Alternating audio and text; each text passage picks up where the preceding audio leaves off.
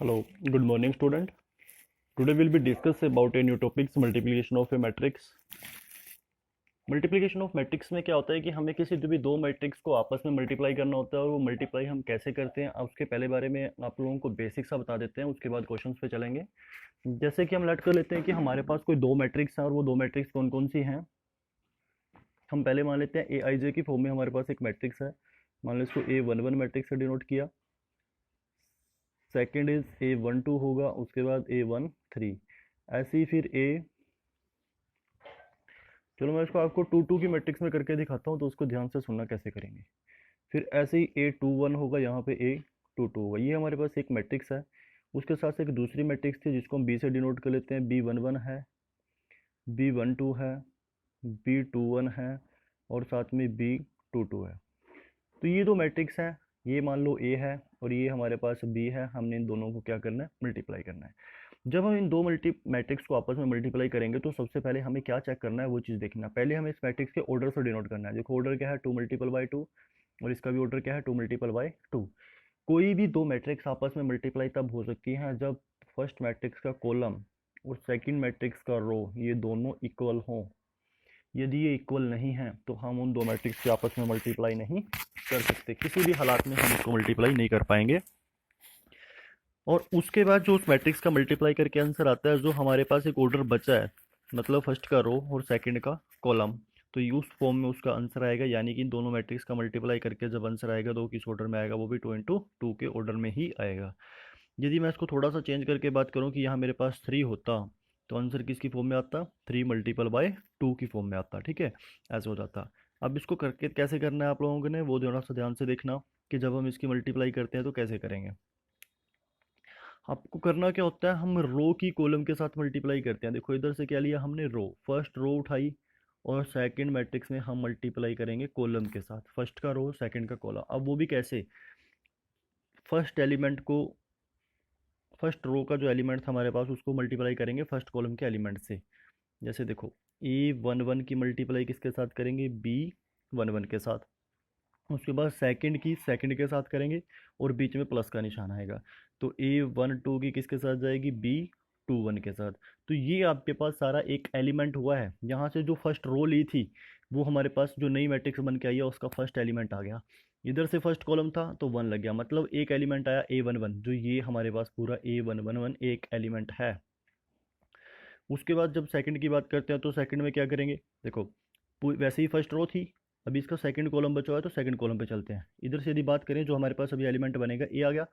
First row, first row column किसके साथ multiply कर रहे हैं, सेकंड के साथ। मतलब अभी हमारे पास जो एलिमेंट आएगा वो कौन सा आएगा, ए वन टू आएगा। तो यहाँ से क्या करेंगे, ए वन वन जो था हमारे पास उसकी मल्टीप्लाई किसके साथ करनी है, बी वन टू के साथ। तो हम क्या लिखेंगे, A one one multiply by B one to.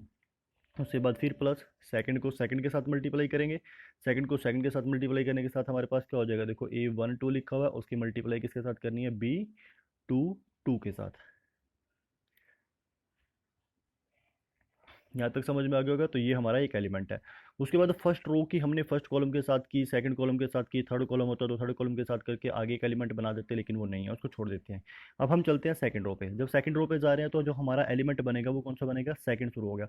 इधर से फर्स्ट कॉलम के साथ मल्टीप्लाई करते हैं तो टू वन का बनेगा, यदि सेकंड कॉलम के साथ मल्टीप्लाई करते हैं तो वो ए टू टू का बनेगा। तो ये हमारे पास एलिमेंट हो जाएंगे।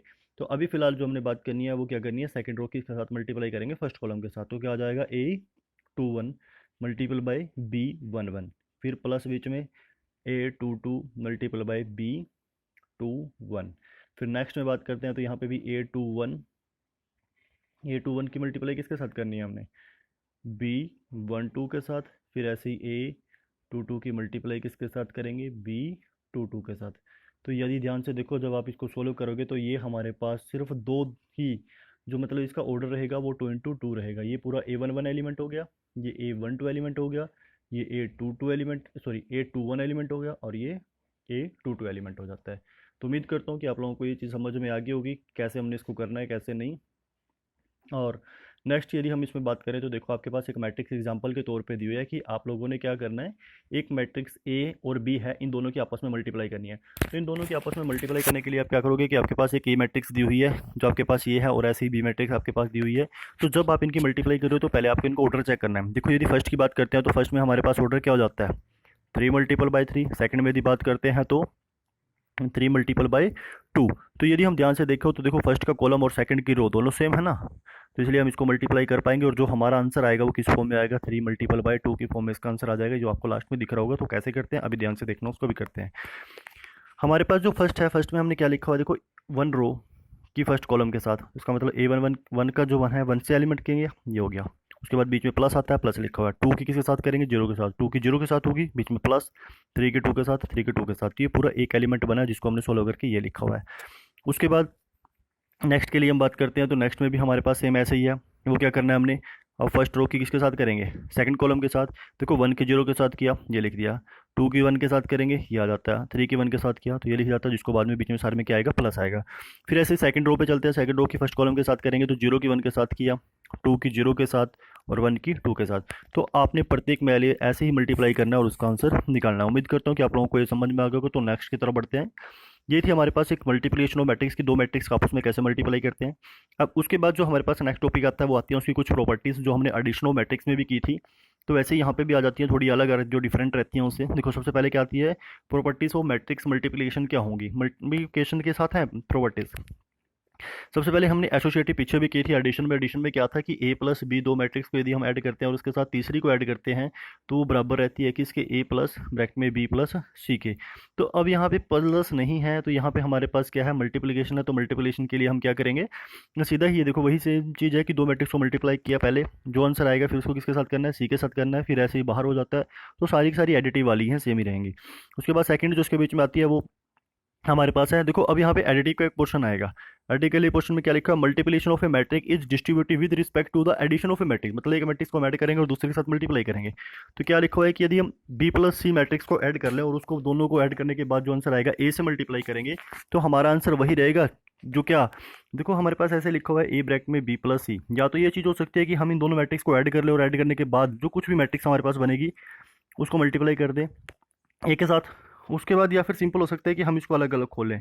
ए के बी के साथ मल्टीप्लाई करोगे तो क्या आ जाएगा, ए बी, और प्लस ए मैट्रिक्स से सी के साथ मल्टीप्लाई करेंगे तो ए सी। तो इन दोनों की कंडीशन में भी क्या होगा, हमारे पास आंसर सेम ही रहेगा, जिसको हम क्या बोलते हैं, multiplication of a matrix is distributive with respective to addition of a matrix. Next की बात करते हैं, जो थर्ड आती है हमारे पास, matrix multiplication of a matrix is not necessary cumulative. देखो ये ऐसा नहीं होता।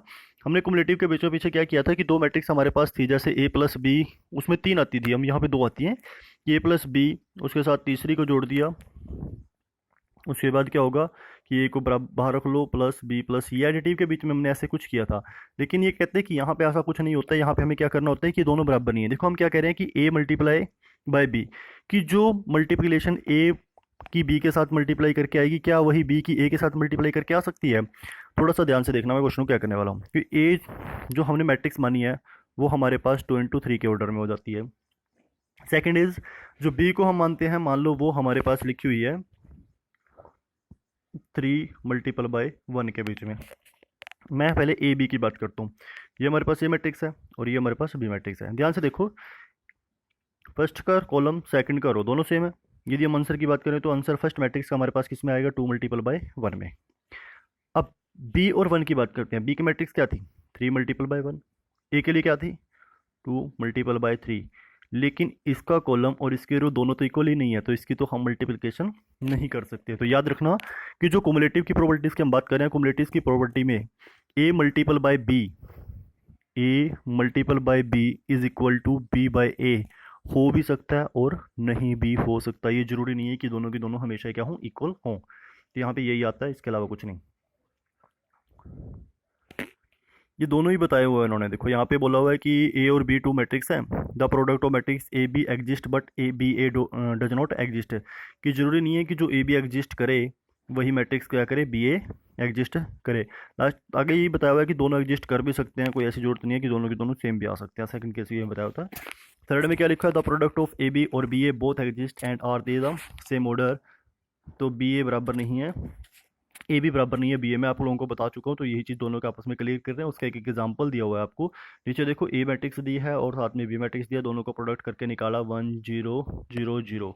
फिर बी ए मैट्रिक्स ली, बी को पहले लिखा, ए को बाद में लिखा, फिर ऐसे ही वही रो की कॉलम के साथ मल्टीप्लाई करके जो उसका आंसर निकाला 1 इंटू 1, देखो दोनों सेम नहीं आए हैं। तो उसी को यहाँ पे थोड़ा सा ज़्यादा क्लियरफाई कर रहा है एग्जांपल देके आपको। नेक्स्ट की बात करते हैं, कुमुलेटिव लॉ ऑफ मल्टीप्लिकेशन क्या चीज़ आती है, may be something holds of matrix. देखो कुमुलेटिव की बात करता है, मैंने कहा था कुछ हो भी सकता है और कुछ कई बार नहीं भी हो सकता। यहाँ पे इन्होंने वो प्रॉपर्टी लेके दिखाई है कि जब भी आपके पास क्या होगा, कुमुलेटिव हो जाएगा। कुमुलेटिव मतलब क्या है कि ए बी बराबर क्या होगा आपके पास, बी ए के इक्वल आ जाएगा। ए बी किसके बराबर आ रही है, बी ए की। तो ये करना था, इन्होंने ए मैट्रिक्स लिया और बी मैट्रिक्स लिया, दोनों को मल्टीप्लाई किया, तो मल्टीप्लाई करके क्या आ जाता है 0 1 1 0। उसके बाद बी ए जब निकाला तो तब भी सेम आ रहा है, तो दोनों क्या आ रहे हैं, इक्वल आ रहे हैं। तो मतलब ये हो भी सकता है आपके पास और इक्वल नहीं भी हो सकता। नेक्स्ट की बात करते हैं, the product of the two matrix can be a null matrix even if neither of them it is a null matrix. देखो ये क्या कहता है आपके पास, सिंपल सी बात बताते हैं कि यदि आपके पास दो मैट्रिक्स हैं और दोनों की दोनों नल, नल का मतलब जीरो मैट्रिक्स होता है, इसका दूसरा नाम ही आता है ये कहते हैं कि दोनों मैट्रिक्स आपके पास जीरो मैट्रिक्स ना हो, तो तब भी उनका प्रोडक्ट क्या हो जाता है, जीरो हो जाता है। देखो हमने ए मैट्रिक्स माना 0 3 0 0, 0 3 0 0 को डिनोट किया, तो ये जीरो मैट्रिक्स नहीं है। क्यों? क्योंकि इसका एक एलिमेंट जो है वो जीरो से ऊपर है। ऐसे ही उन्होंने एक बी मैट्रिक्स माना 2 0 0 0। कहते हैं जब हम इनकी मल्टीप्लाई करेंगे आपस में, देखो पहली मैट्रिक्स क्या थी, ए मल्टीप्लाई बाय हम बी कर रहे हैं। ए मैट्रिक्स में 0 3 और 0 0 है, और बी मैट्रिक्स सीधी करते हैं, बीच में मल्टीप्लाई लगाने की जरूरत नहीं है, हम सीधा ही कर लेंगे। और दूसरा ये हो जाता है, तो रो की कॉलम के साथ करेंगे, देखो 2 की 0 के साथ जाएगी तो क्या आएगा 0, और इसके इसके साथ जाएगी तो प्लस 0। फिर यहाँ पे 0 और 3 की 0 के साथ ये भी 0। मतलब ये जब आप इसको मल्टीप्लाई करोगे तो ये आपके पास क्या हो जाएगा, सारे का सारा एक ही एलिमेंट बन जाएगा जो 0 0 0 0। तो इसने क्या बोला कि यदि आप दो मैट्रिक्स आपस में मल्टीप्लाई करते हो और वो दोनों मैट्रिक्स नॉन जीरो हो, मतलब जीरो मैट्रिक्स ना हो, तो तब भी लास्ट में जाकर उनकी प्रोडक्ट क्या हो जाती है, जीरो बन जाती है। यहाँ पे ये बताया हुआ है। एक लास्ट जो आइडेंटिटीज है हमारे पास बहुत इंपॉर्टेंट है, फिफ्थ। देखो यहाँ पे हमारे पास क्या एक्सप्लेन में क्या लिखा हुआ है, इफ़ यदि a matrix be the M N N, कहते हैं कोई एक मैट्रिक्स है जिसका order M multiple by N है, यदि आप उसको आई आइडेंटी, आई होती है आइडेंटी मैट्रिक्स, आइडेंटी मैट्रिक्स हमने बताया था, यदि 3 इंटू 3 के ऑर्डर में बात करूँ तो जिसका फर्स्ट डायगोनल जो हमारे पास होता है 1 1 है, अदर सारी सारी जो एलिमेंट्स हैं वो क्या होंगे, जीरो आ जाते हैं। ये कहते हैं कि यदि हम आई मैट्रिक्स यानी कि आइडेंटिटी मैट्रिक्स की ए के साथ मल्टीप्लाई करें, तो याद रखना आइडेंटिटी मैट्रिक्स की कभी भी किसी मैट्रिक्स के साथ मल्टीप्लाई होती है तो वो वही बन जाती है, ए बन जाती है। यदि मैं आपको इसको एक एग्जांपल से क्लियर कराऊँ तो थोड़ा सा ध्यान से देखना। मान लो 2 इंटू 2 के ऑर्डर में हमारे पास एक मैट्रिक्स है, पहले मैंने आइडेंटिटी मैट्रिक्स ली है, और ये मैट्रिक्स हम मान लेते हैं 2 3 4 5। ये हमारे पास आइडेंटिटी हो जाती है और ये हमारे पास ए मैट्रिक्स हो जाती है। तो याद रखो कभी भी आइडेंटिटी मैट्रिक्स की किसी भी मैट्रिक्स के साथ मल्टीप्लाई करते हैं तो उसका मल्टीप्लाई करके हमेशा वही मैट्रिक्स आती है। इसका मतलब इसका आंसर क्या आना चाहिए, ए।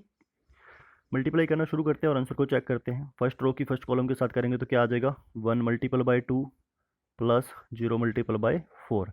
अब फर्स्ट की सेकंड के साथ करेंगे तो फर्स्ट की सेकंड के साथ करते हुए क्या आ जाएगा, 1 multiple by 3 plus 0 multiple by 5। ऐसे सेकंड पे चलते हैं, सेकंड की फर्स्ट के साथ करेंगे तो क्या होगा, 0 multiple by 2 plus 1 multiple by 4। फिर नेक्स्ट में 0 multiple by 3 plus 1 multiple by 5 is equal to, यहाँ से 2 आता है, ये 0, यानी कि क्या बच गया 2। ये 3 हो जाता है, ये 0 3, ये 0 यहाँ से 4, ये 0 यहाँ से 5। तो ध्यान से देखो वही मैट्रिक्स आपके पास आ गई है जो हमारे पास थी। तो बस सिर्फ आपने याद क्या रखना है कि आइडेंटिटी मैट्रिक्स की कभी भी आप किसी मैट्रिक्स के साथ मल्टीप्लाई करते हो तो वही मैट्रिक्स बच जाती है, आइडेंटिटीज क्या हो जाती है उसके साथ से खत्म हो जाती है। तो ये आज के लिए इतना ही था, टॉपिक था। उम्मीद करता हूँ कि आपको मल्टीप्लिकेशन ऑफ ए मैट्रिक्स का जो टॉपिक था वो आसानी से समझ में आ गया होगा। यदि कोई दिक्कत रहती है तो आप उसको हमारे साथ शेयर कर सकते हैं। आज के लिए इतना ही। Thank you students.